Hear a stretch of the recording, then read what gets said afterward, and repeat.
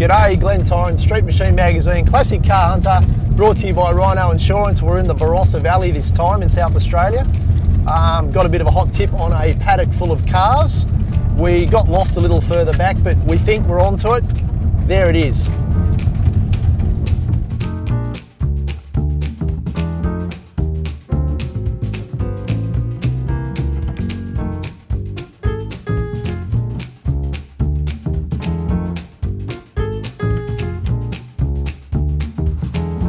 Well, here we are. Apparently there's about 5,000 cars on site here, and something we've noticed already, there's a lot of flies. We don't have any air guard, so we'll see how we go. Here's a classic Australian car, the mighty Toyota Lexan. FJ with a tree growing out the bonnet. That's obviously been there a while. This is the hippie greenie tree hugger model. Commodore SLE. Goodness, I need this colour steering wheel for mine.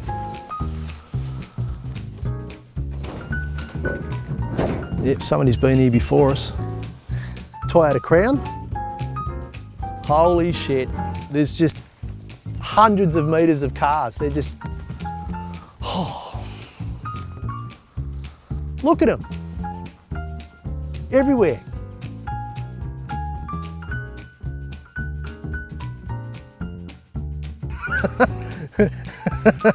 He wins. Look at him. FJ, FX, Kingswoods, XP Falcon, another early girl Falcon, Toyota Crown station wagon, FJ Ute, had a couple of bits cut off it, hopefully to save something else. Holy moly. Do you want a game of noughts and crosses? XK, so that's the first of the Falcon Utes. She's a factory prototype for the Shaker, bro. And here, of course, we can see the artist has expressed his juxtaposition of man and machine so eloquently. A lot of viewers will probably remember the Cooma, the Flynn's Wrecking Yard in Cooma that we did about 18 months ago, maybe 2 years ago. A lot of the cars there were actually set up in rows, all the Commodores, all the Falcons, all the HQs, all the Kingswoods. Here it's just, mate, it looks like they've just been thrown in the air and left to scatter. That would have hurt. That's a pretty big hit for one of these late 60s Holdens. The wheels right up through the floor, look at that.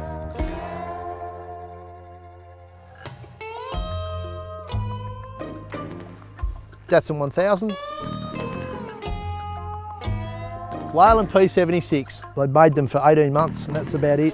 What a shame. Still, if someone's restoring one of these lovely classic Aussie cars, there's some bits here you could use. So we've got Anglia sitting on a Cortina. Here we go, another little lesson for us boys and girls. These cars were one of the first cars to actually have a strut front suspension in them. The McPherson strut, named after the engineer at Ford and that developed it. Quite cheap, quite durable, and just about every car on the planet's got a set of struts under them now. Tirana. Where's the Tirana? Well, that's what's left of it, not a real lot. Vauxhall Viva, which was the predecessor to the Tirana. That was assembled by Holden in, I think they were assembled in Sydney, I'm not quite sure, but. Early Tirana, another early Tirana, HBs, S-Series Valiant.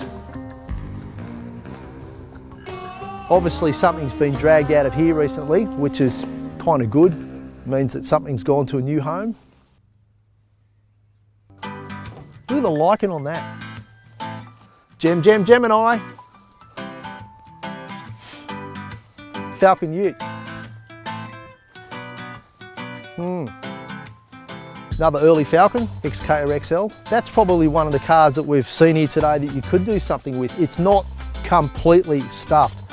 Oh, hang on. No, it's had a quarter panel cut off it. That might slow you down unless you've got some really mad fabrication skills. Two Escorts, Mark 1 and Mark 2. In Europe and the UK, these cars are fetching stupid money. They're the muscle car for the Poms pretty much. They're 50, 60 and 80,000 pounds. What, a done up one? Yeah, done up one. Like, what do you do with this? munted. Yeah. Everything's bent, nothing fits. Oh, it's even got the spoiler on the back still. God, look at that. Don't touch it. Ugh. Oh no, it's a scorpion and it's dead. I got a bit of a thing for 70s Japanese two-doors. It's sort of growing. The older I get, the cooler I think these are, because when I was a kid, they weren't. I guess you'd call it a Japanese Monaro or hardtop in some ways, wouldn't you? Don't know what that is, Vauxhall Cresta, I think. Bit of a Australian assembled Pommy 50s extravaganza. Oh, yeah. Valiant, early Commodore, VH, XB Falcon, XR or XT Falcon, Cortina. As we're seeing here today, a lot of the cars have had sections cut off them, which is a good thing, because it means that there's another car out there that's probably still on the road because this one got sacrificed. That's just been cleaved by something else. There's no way the driver would have survived that. No way at all. Goodness me. The steering wheel is pretty much in the back seat, as is the dashboard is almost at the B pillar. Yeah, all right, glad I wasn't first response to that. Oh, Boris. We've got one for Boris. A Rambler. Woohoo! Our colleague Boris can't join us here today, but he digs his Ramblers, and for good reason. I've just found my favourite car. I think I've got a bit of a crown thing going on. There's a guy at the Leyburn Sprints in Queensland, and I'm sorry I can't remember his name right now. He's got a car, it almost looks like this, and he races it at Leyburn. Oh, what's his name? He's a fireman. Terrific bloke. Fireman Sam. Fireman, let's call him. He shall be known as Fireman Sam. Something like this, to build it into a car, you'd probably cut the floor out and drop it over something like I reckon a late 80s Nissan Pintara or Skyline.